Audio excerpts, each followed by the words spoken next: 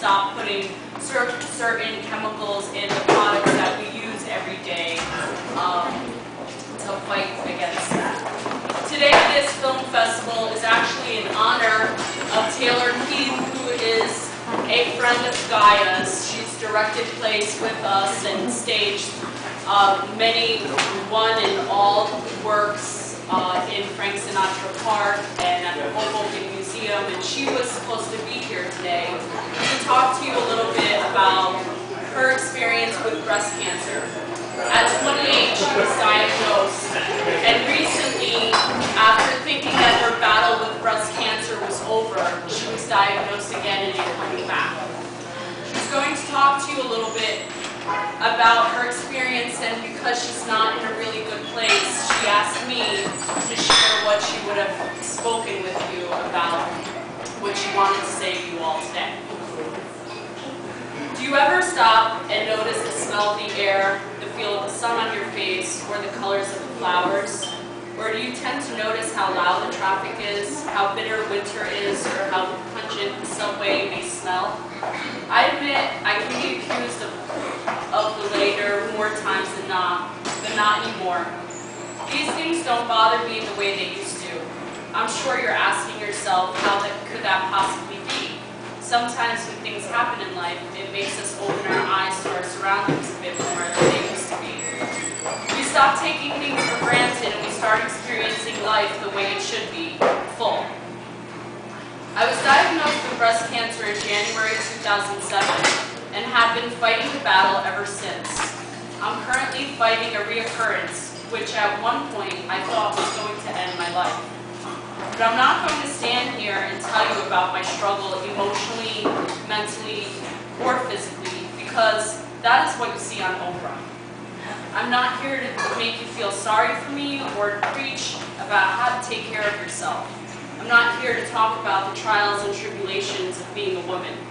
I'm here to tell you what it means to be an artist. We are all here because we are all artists. I don't care if you can't draw a horse and make it look like lifelike. I don't care if you can't act your way out of a paper bag. And I don't care if you think polka dots and plaid look good together. If you can't do it or aren't good at it, so what? Move on. When I was diagnosed, I thought I could never be an artist again. I decided I would give up acting because I no longer felt comfortable being in the spotlight. I didn't want people looking at my body and knowing something was wrong with me. It's hard enough in my everyday life. On top of that, I had lost a great deal of range of motion and I knew I probably would never pass another dance audition.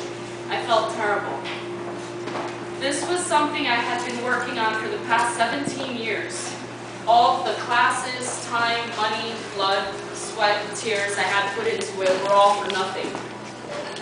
I was not ready to end the career that I hadn't even started yet, and here I was being given a choice I was not ready to make, that I felt forced into.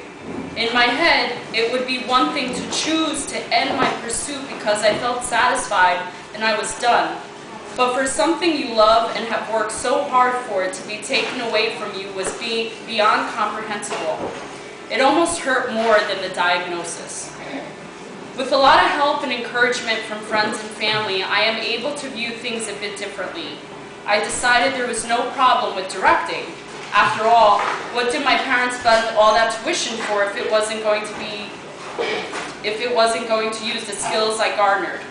I learned when we realize we are not Superman or Superwoman and that sometimes we do need to accept help. I always thought it would be a sign of weakness to let other people do things for me. But when artists come together and make a project successful, it doesn't matter who built the set, who lugged the couch around, or who hung the lights. It's a team effort, and it makes the success that much sweeter. I had the honor to work on a reading of Flora Dora's Girls, a weekly sewing circle, last year with Gaia. I had a wonderful cast who were very compassionate to my situation. It was the first time I was not afraid to come right out and say, hey, these are my medical issues, these are my insecurities, now let's go put on a show.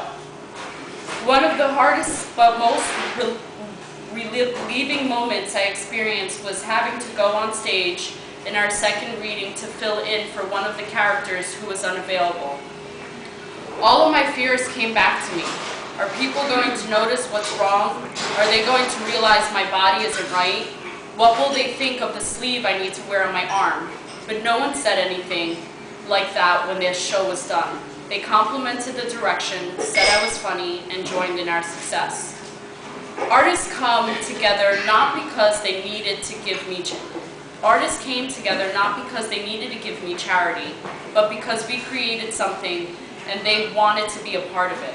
I'm not saying I'm going to run out and audition to be in here, but doing the reading was a first step. Since then, I've resolved to direct and do some writing. I have a few projects on the horizon and I'm really excited to be a part of them. It allows me to remain in the industry while doing things I love and gives me an outlet to be creative. I'm thinking about starting my own company with a fellow artist so that I can further explore life in a creative way. I'm not going to lie and say this takes all the pain away, but if I had not found an alternate way to express myself, I would be giving up who I am, and that's not an option.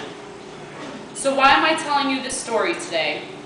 Because inside each and every one of you sitting here today, an artist has or is ready to emerge. It may not be in the traditional sense or in the way you would like, but it is there. Do not let anything stand in your way. Keep trying. Failure is good. We learn and we grow from our mistakes, and sometimes a mistake can turn into something brilliant.